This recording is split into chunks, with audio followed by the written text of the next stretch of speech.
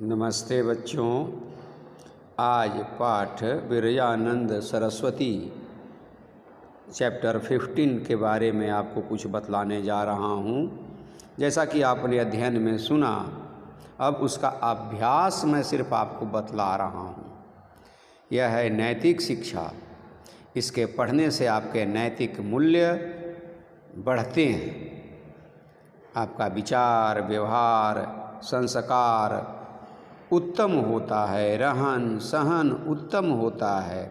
बड़े लोगों की जीवनी पढ़ने से जीवन में अनेक प्रकार से आप आगे बढ़ते हैं, बहुत सारी गलतियां छूट जाती हैं।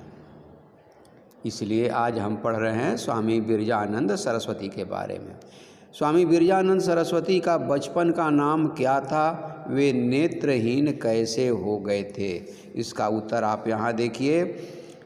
स्वामी विरजानंद का बचपन का नाम ब्रिजलाल था और 5 वर्ष की आयु में शीतला रोग से, चेचक रोग से पीड़ित होने के कारण इनकी आँखें चली गई थी और ये नेत्रहीन हो गए थे।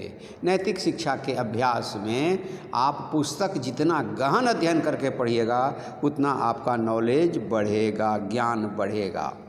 उन्होंने, इसमें कोई भी आंसर गलत नहीं होता, आप उससे रिलेटेड लिखिए केवल बस।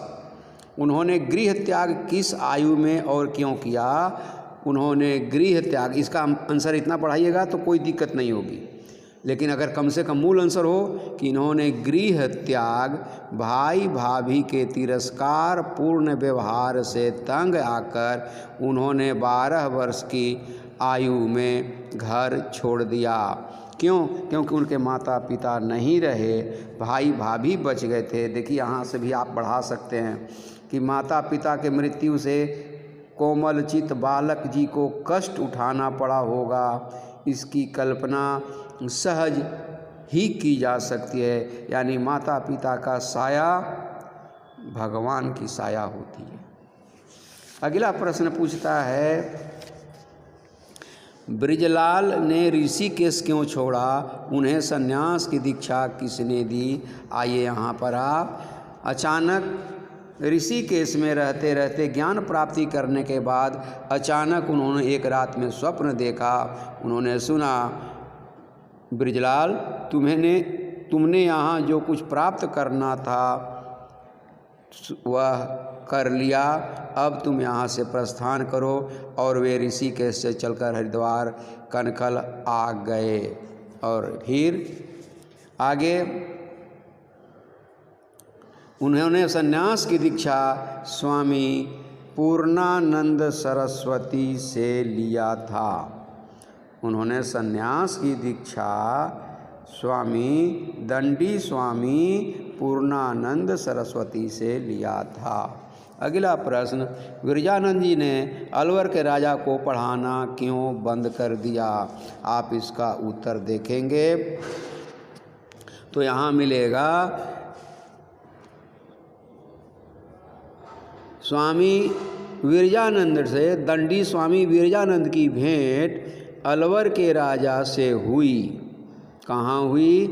तो यहाँ जब वो अलवर ऋषिकेश छोड़ करके कनखल हरिद्वार की तरफ आए तो यहाँ पर एटा नगर में उन्होंने आसन जमाया था और वहीं पर उनकी भेंट अलवर के राजा से हुई। और वो राजा इतने प्रभावित हुए कि उन्होंने इनके प्रभाव से कि बहुत अनुनय विनय करके तथा प्रतिदिन उनसे पढ़ने की प्रतिज्ञा करके उन्हें अपने साथ ले गए। और प्रतिदिन का प्रॉमिस करने के बाद भी वे एक दिन इस चीज़ को भूल गए। गुरु का अपमान अनुभव हुआ, उन्होंने उनका पढ़ाना छोड़ दिया और स्वामी विरजानंद उसी दिन अलवर छोड़ दिया और सोरो लौट आए। अगला प्रश्न है कि ऋषि ग्रंथ पढ़ाते समय विरजानंद जी उच्च आसन पर क्यों नहीं बैठते थे? ऋषि ग्रंथ पढ़ाते समय विरजानंद जी उनके अपमान के कारण, यानी ऋषि ग्रंथों के अपमान के कारण ऋषि ग्रंथों के अपमान के भय से उच्च आसन पर नहीं बैठते थे। अगला प्रश्न, स्वामी दयानंद ने विरजानंद से कितने वर्ष विद्या ग्रहण की? स्वामी दयानंद ने विरजानंद से 3 वर्ष अध्ययन किया। 3 वर्ष तक उन्होंने उससे विद्या प्राप्त की और गुरु दक्षिणा के रूप में उन्होंने दयानंद से क्या प्रतिज्ञा कराई? तो गुरु दक्षिणा के रूप में उन्होंने दयानंद से प्रतिज्ञा करवाई कि तुम जीवन दान दो और इस आर्ष ग्रंथ को, ऋषि ग्रंथ का प्रचार प्रसार करो। उन्होंने, देखो यहाँ लिखा हुआ है कि विरजानंद से गुरु दक्षिणा के रूप में उनकी आर्य धर्म के प्रचार में अपना सर्वस्व अर्पित करने की प्रतिज्ञा करवाई और स्वामी दयानंद ने स्वामी विरजानंद की बात को मानकर अपना पूरा जीवन आर्य धर्म के प्रचार में लगा दिया और उनका इस प्रकार बात गुरु दक्षिणा के रूप में हो गया। धन्यवाद।